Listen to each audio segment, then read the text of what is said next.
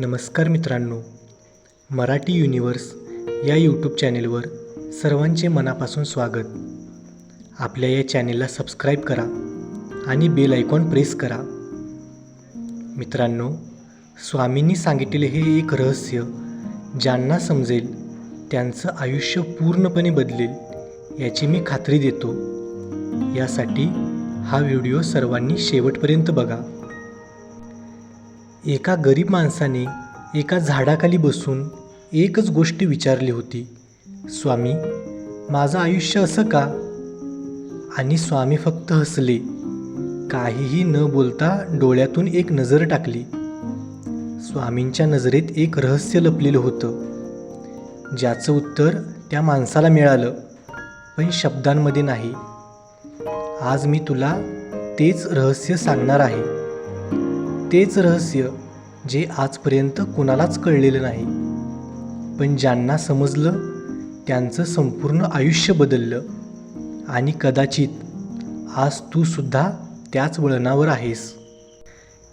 त्या गरीब माणसाचं नाव होतं विठू.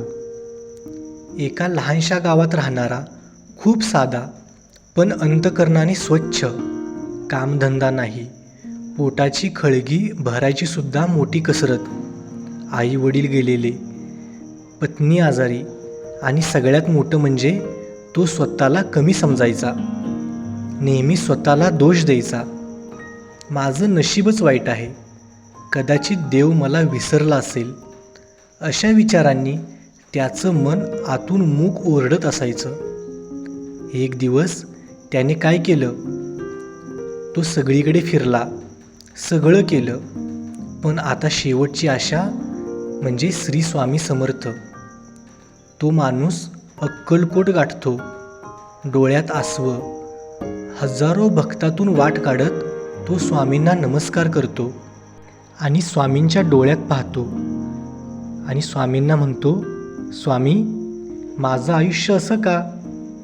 स्वामींनी काहीही न बोलता केवळ त्याच्याकडे पाहिलं आणि मनात काहीसं उमटलं.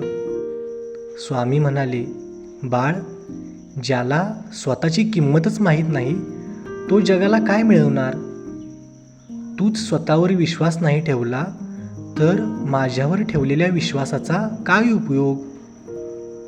हे काही शब्दांनी सांगितलेलं नव्हतं, पण त्या नजरेत, त्या शांततेत तो स्वामींचा एक संदेश लपलेला होता. स्वामींनी त्याला एका झाडाखाली बसून राहायला सांगितलं. तो बसून राहिला. 1 दिवस, 2 दिवस, पण कोणताच चमत्कार झाला नाही. पण 3ऱ्या दिवशी त्याला एक वृद्ध बाई भेटली आणि म्हणाली, बाळा, हे फळ घे. खूप दिवसांनी हसलास वाटतं. त्या एका लहानशा कृतीमुळे त्याच्या मनात काहीतरी हललं. त्याला उमजलं की जगात प्रेम, सहानुभूती आणि विश्वास हे सगळं अस्तित्वात आहे. मग स्वामींचं एक वाक्य त्याला आठवलं, रहस्य हे बाहेर नसतं बाळा, ते तुझ्या आत असतं. ज्याला स्वतःवर प्रेम वाटतं, ज्याला स्वतःचा विश्वास वाटतो, ज्याला परमेश्वरावर श्रद्धा आहे, त्याच्यासाठी जगातलं सर्वात मोठं रहस्य उलगडतं आणि ते म्हणजे शांती. त्याच दिवशी विठूने पुन्हा कामाला सुरुवात केली. त्याच्या नजरेत चमक होती. तो लोकांशी प्रेमाने बोलू लागला. काही महिन्यात त्याच्या दुकानाने गती घेतली. त्याचा व्यवसाय दिवसेंदिवस वाढत गेला. त्याची आजारी पत्नी पूर्णपणे बरी झाली आणि तो विठू स्वतःच गावात सन्मानित झाला.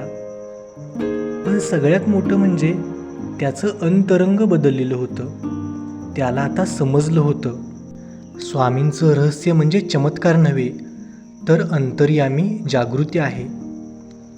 स्वामी आपल्या आयुष्यात जेव्हा येतात तेव्हा ते आपलं भाग्य नव्हे, तर आपला दृष्टिकोन बदलतात.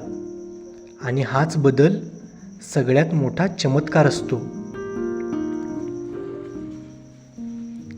आज तुझ्या आयुष्यात कदाचित संघर्ष आहे, तू सुद्धा वाट बघतोयस चमत्काराची. पण एकदा डोळे बंद कर आणि स्वतःला विचार, मी स्वतःवर विश्वास ठेवतो का? स्वामींचं खरं रहस्य मी समजून घेतलंय का? स्वामींचं हे रहस्य आज तुम्हाला कळलं. हे ऐकणं म्हणजे त्यांच्या कृपेचा प्रसाद समजा.